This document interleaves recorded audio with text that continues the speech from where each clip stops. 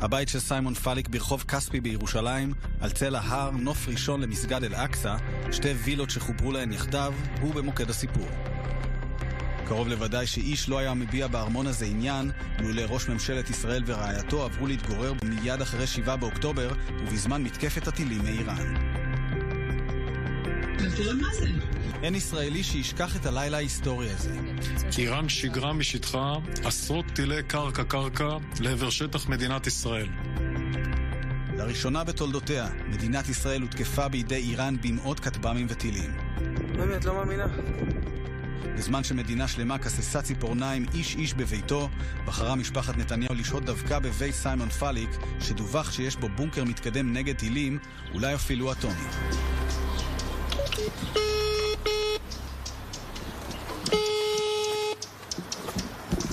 צהריים טובים. את גרה פה? בשכונה? לפעמים, כן. יש פה עוד אנשים שגרים פה לפעמים. לפעמים, כן. רק לפעמים.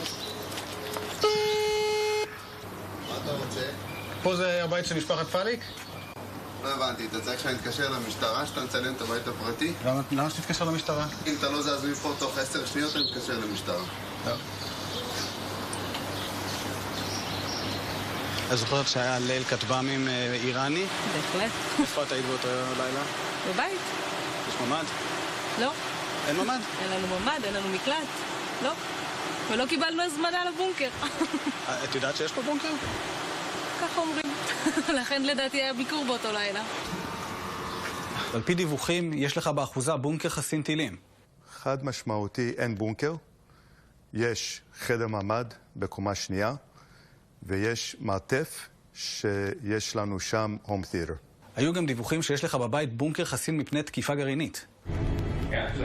פאליק לא הסכים להכניס אותנו למרתף שלו, אבל שלח תמונות בניסיון לגמד את הסיפור. אז אם אין בונקר כפי שסיימון טוען, ויש למשפחת נתניהו בתים משלה, למה דחוף להם להתארח עם כל המאבטחים, המנקות והשף אצל סיימון?